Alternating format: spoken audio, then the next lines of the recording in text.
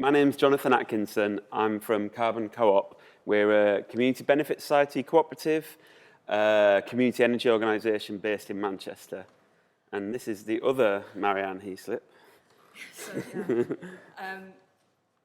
I work at Urbed, which is a design and research cooperative really looking at sustainable built environment in the broader sense. So sometimes urban design, but my particular specialism I've developed over the last few years has been retrofit. Okay.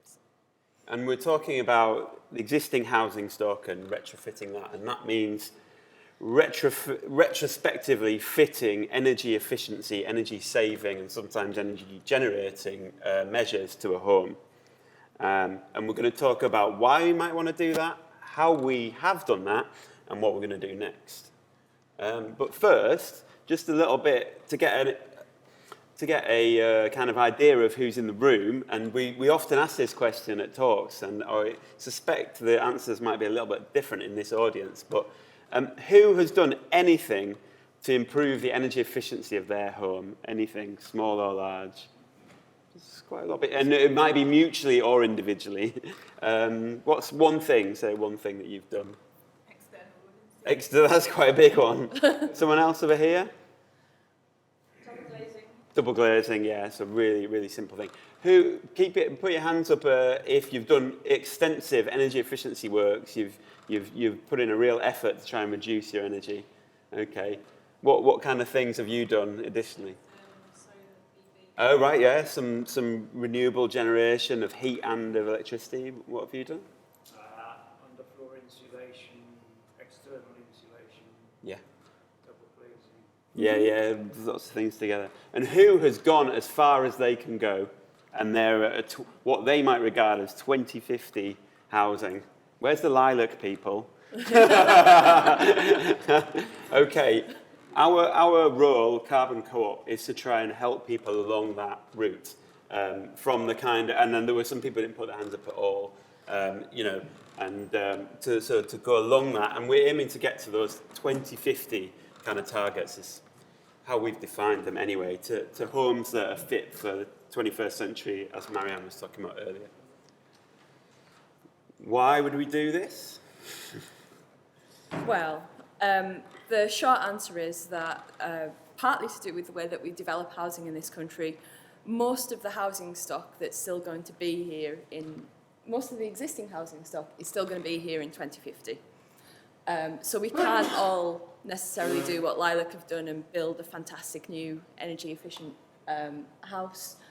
We have to accept that it's going to be here. At the moment, that housing accounts for about 29%, sometimes nearly a third of final energy consumption, and associated with that is a huge amount of carbon emissions. And a lot of that is for space heating, which also has social implications. There's things to do with fuel poverty and health and comfort that come from that. So the excess winter deaths in this country are 3 times higher in coldest housing, most of that in the private rented sector, and we're the worst in Europe in terms of our existing housing stock. Cool. So there are lots of reasons why we should do it, and I just highlight the retrofit fact file. This is on our website. If you want to see it, it's got lots of reasons, facts and figures. So how have we done it? Well, Carbon Co-op, we bring people together, householders, who want to make these kind of changes.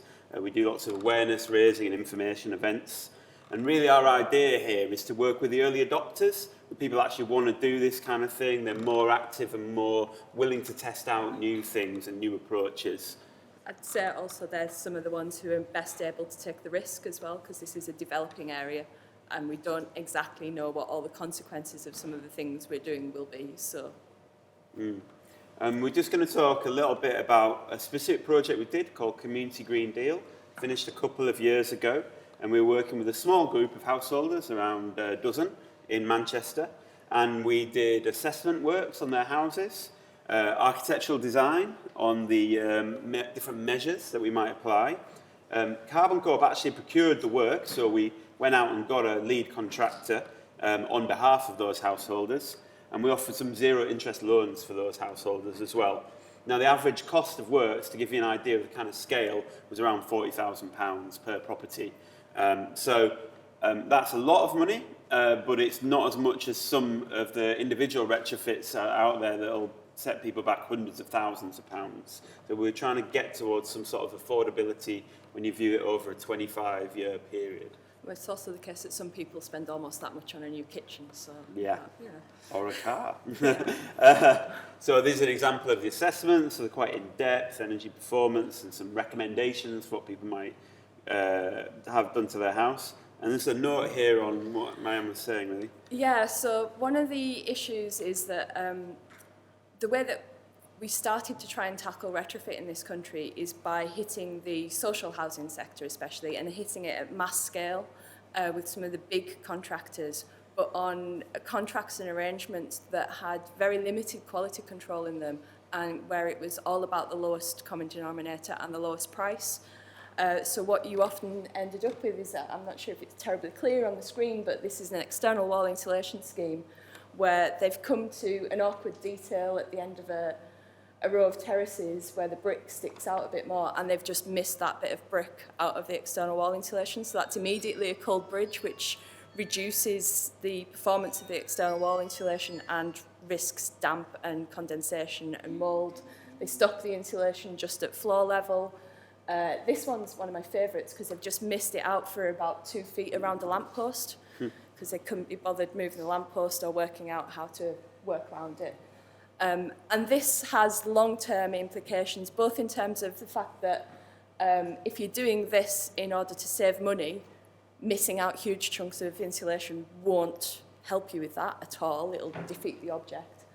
And also because it risks your building fabric, causes problems in that sense. So those are some of the issues we wanted to avoid in carrying out this work. Marianne, now, if you just take us through the different measures that were applied. So this is the start of an external wall insulation system where we actually insulated right down to the footings of the property to make sure it was toasty and warm all the way down to the ground. So you're missing out a thermal bridge.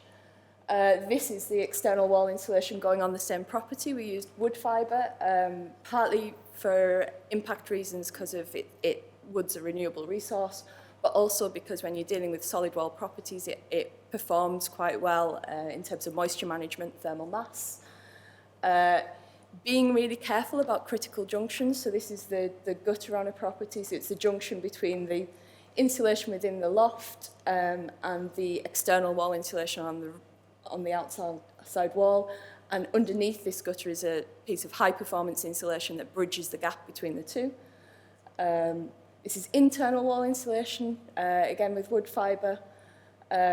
You'll notice that most of this is to do with the fabric, and that's where we concentrated most of our efforts.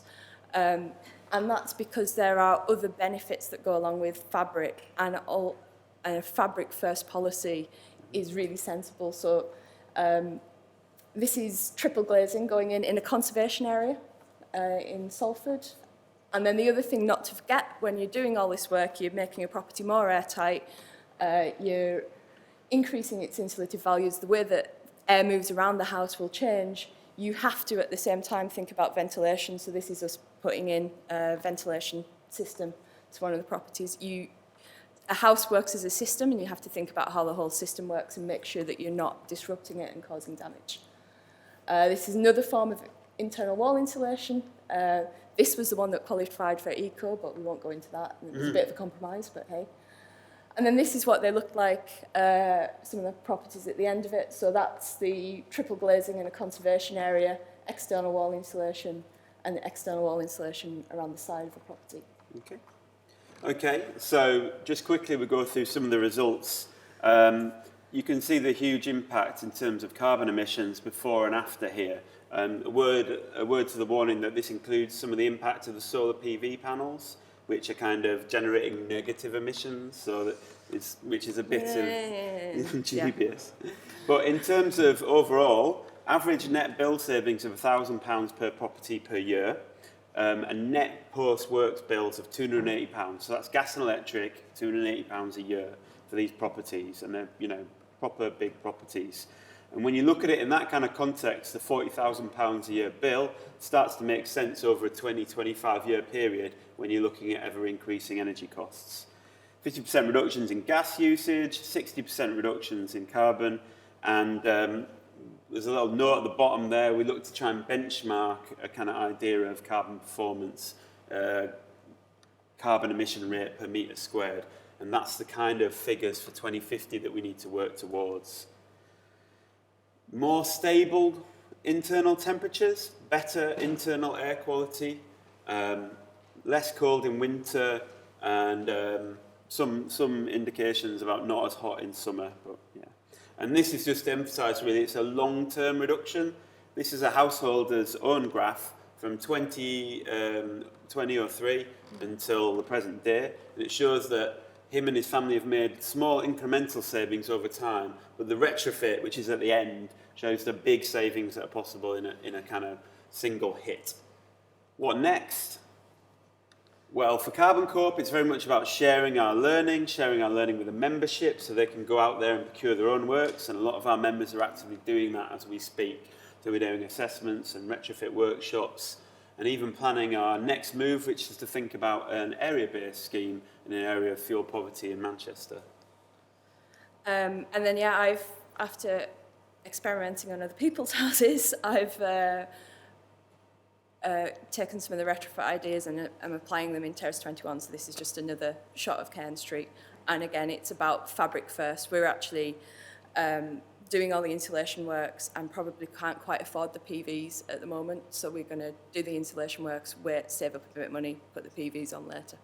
And I think that's what Marianne says about applying the learning and the experience, is that there isn't necessarily a single way to approach retrofit, and there aren't necessarily experts there that know everything about it. It's very much a learning process, and one that we're kind of working through together with other organisations and community energy organisations around the UK. And we're just pushing through that curve, really, trying to get this away from being a very small number of early adopters to try and hit those early majorities and late majorities. And we're very much working with community energy organisations around the country, and we're for collaboration.